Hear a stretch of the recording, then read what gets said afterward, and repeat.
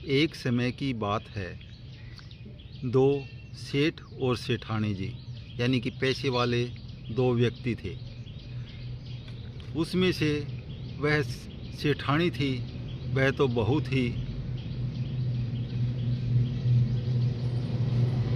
शील स्वभाव एवं धर्म कर्म को मानने वाली थी।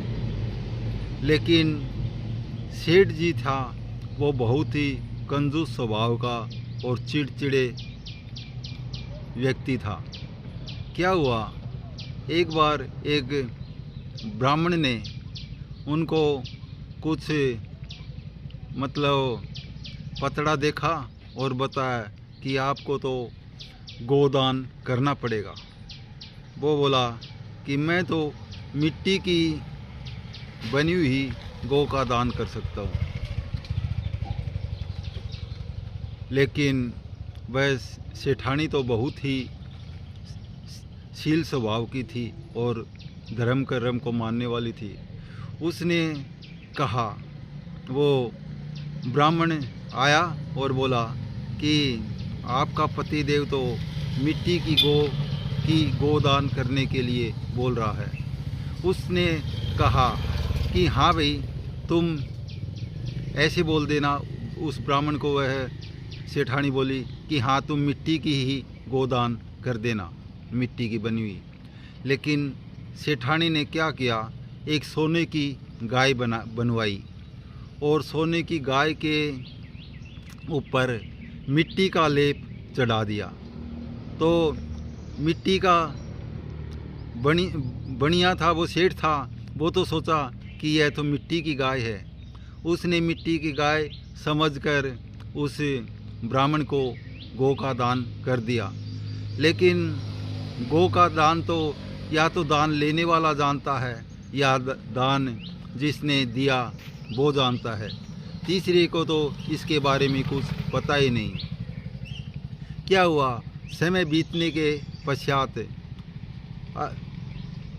काफ़ी वो बूढ़े होने पर वो सेठ और सेठानी थे, वो दोनों भगवान का बुलावा आ गया और वह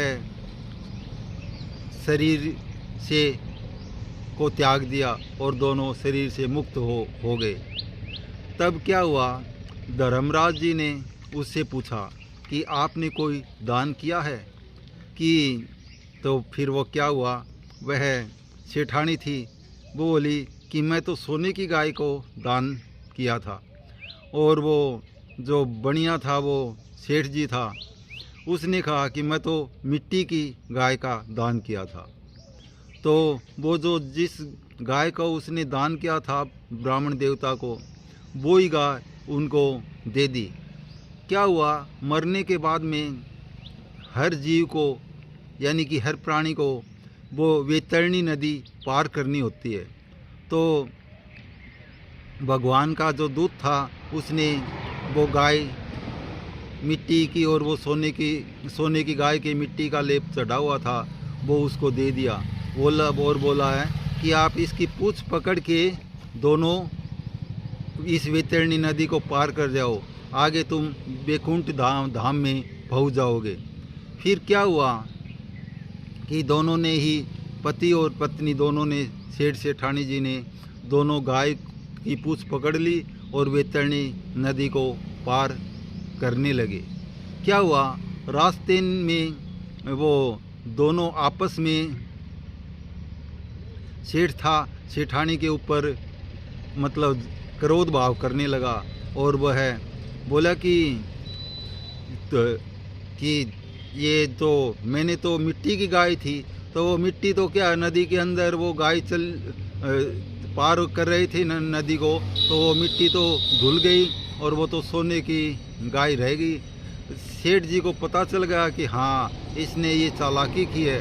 तो उसने क्या, उसी समय नदी के अंदर दोनों गाय की पूंछ पकड़े हुए थे और वो आपस में झगड़ने लगे।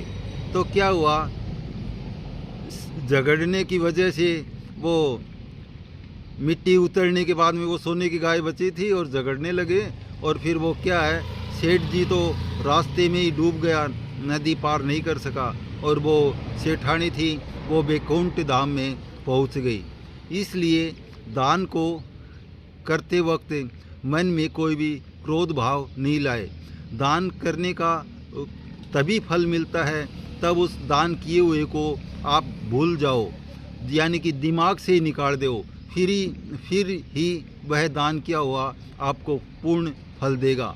अन्यथा तो वह दान लेने वाला भी दुखी होएगा, क्योंकि उसको अगर उसने मन में ईर्ष्या भाव कर ली या बार बार उसी दान का स्मरण आता रहा तो वो उसका कष्ट है वो दान लेने वाले को भी भोगना पड़ेगा, इसलिए उसका कोई भी फल नहीं मिलेगा।